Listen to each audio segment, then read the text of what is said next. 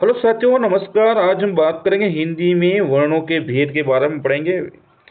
हिंदी के वर्णों के भेद के बारे में पढ़ेंगे। दोस्तों, ये टॉपिक ही बहुत ही महत्वपूर्ण है हर एग्जाम की दृष्टि से और कम्पिटिटिव एग्जाम के लिए। इससे टॉपिक से कितने सारे प्रश्न बन जाते हैं, तो एग्जामों की दृष्टि से कुल मिलाकर बहुत ही महत्वपूर्ण प्रश्न है। तो आइए शुरू करते हैं। सबसे पहले वर्णों के भेद के बारे में पढ़ेंगे जल्दी से। और तो सबसे पहले बात करेंगे कि हिंदी में वर्ण 4 प्रकार के होते हैं। कितने प्रकार के होते हैं? 4 प्रकार के होते हैं। हिंदी में वर्ण 4 प्रकार के होते हैं। यहाँ पे देख लीजिए, यहाँ पे 4 प्रकार दे रखा है। कौन कौन से होते हैं? स्वर, व्यंजन, अनुस्वार और विसर्ग। एक बार और देखिए, हिंदी में वर्ण 4 प्रकार के होते हैं। सबसे पहला स्वर हो जाएगा, स्वर, व्यंजन और अनुस्वार और विसर्ग। ठीक है, अब बात करते हैं सबसे पहला स्वर, वोवेल की बात करते हैं। तो वोवेल की बात करते हैं तो स्वर वे वर्ण स्वर कहलाते हैं जिनके उच्चारण में हवा फेफड़ों से उठकर मुंह में बिना किसी बाधा के निरंतर रूप से मुंह या नाक के द्वारा बाहर निकल जाती हैं, अर्थात जीभ, होठ, गला आदि परस्पर नहीं स्पर्श करती हैं। ठीक है, यानी जीभ, होठ, गला, ठीक है, आदि के परस्पर कहीं स्पर्श नहीं होती हैं, उसको स्वर कहते हैं। फेफड़ों से उठकर मुंह में बिना किसी बाधा के निरंतर रूप से नाक से बाहर निकल जाते हैं।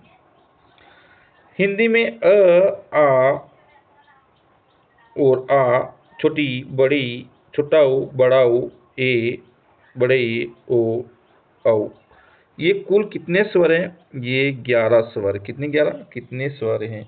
तो हिंदी में पूछा जाए कि स्वर कितने हैं, तो 11 स्वर है। ठीक है, कितने स्वर है? 11 स्वर है। हाँ, संस्कृत का री स्वर पाली भाषा के समय से ही है भाई। ये देखिए, ये री स्वर है, ये पाली भाषा के समय से है, अर्थात 2000 वर्ष पूर्व से ही स्वर के रूप में उच्चारण नहीं हो रहा है। यह र व्यंजन की तरह बोला जाता है। किस तरह से बोला जाता है? र व्यंजन की तरह। ये र व्यंजन की तरह, र व्यंजन की तरह बोला जाता है। और दरअसल संस्कृत के री स्वर का उच्चारण हिंदी में री र प्लस ई, र हलंत है भाई। ये देखिए, री को कैसे बोला जाता है? इस री को, ऋषि वाला को इस प्रकार बोला जाता है, री, अर्थात र व्यंजन और ई स्वर हो गया।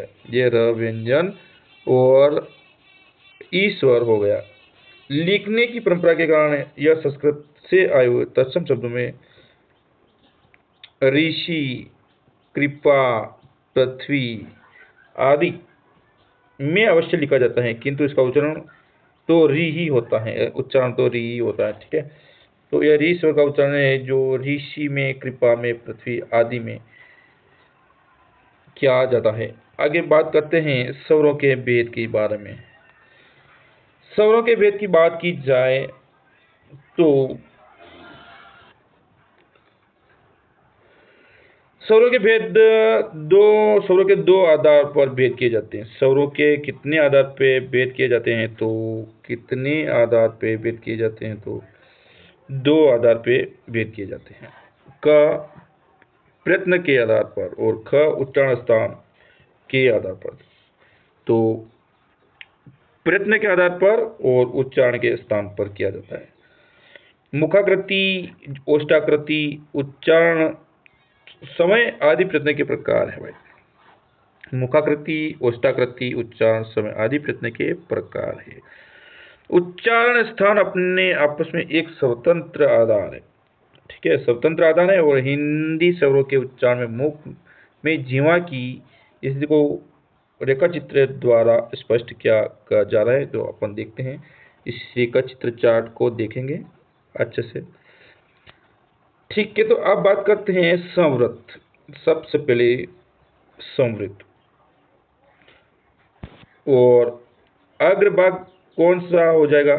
ई, ओ, बड़ी और छोटी ही। मध्यम की बात करते हैं तो मध्यम में आ जाएगा आ जाएगा, मध्यम में आ जाएगा। और पक्ष की बात करते हैं तो उ और व्री, उ और व्री 2 शब्द हो जाएंगे। और ऊता। अर्ध संवृत की बात करते हैं, अर्ध संवृत की बात करते हैं तो ए अर्ध संवृत हो जाएगा। और ओ उधर हो जाएगा, ए ओ मु, ठीक है। तो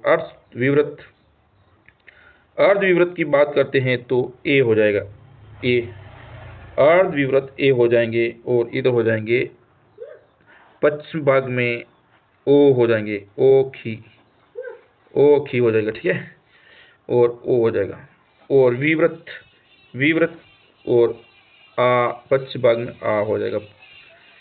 इस प्रकार हमने देखा है कि भाई अग्र, मध्य और पश्च, ठीक है, और बड़ी छोटी, छोटे बड़े ये अग्र भाग में होते हैं, और मध्य भाग में अ होता है, और पश्चिम भाग में बड़ा ऊ, छोटा ऊ, ओ, औ, आ, ये वृथामुखी हो जाता है। क्या वृथामुखी, यानी ये वृत्तामुखी, आ ओ, मुख पूरा खुलता है, आ ऊ ओ आ, ये मुख खोल के देखो एक बार, आप वृत्तामुखी हो जाएगा, ठीक है। चलिए अब बात करते हैं क, प्रत्यय विधि के आधार पर भेद, ठीक है। प्रयत्न विधि के आधार पर भेद की बात करेंगे तो सबसे पहला है मुख में जी हाँ की स्थिति के आधार पर। अग्र स्वर इन स्वरों ध्वनियों का उच्चारण जी हवा मुंह में आगे की ओर है, आगे की ओर, छोटी ई, बड़ी ई, ए ये अग्र स्वर हो जाएंगी, छोटी बड़ी, छोटाई बड़े, ये अग्र स्वर। और मध्य स्वर की बात करते हैं तो इस स्वर के उच्चारण में जी हाँ मुंह के मध्य भाग में रहती हैं, केवल एक ही मध्य स्वर है, वो कौन सा है, अपने देखा था, अ स्वर है।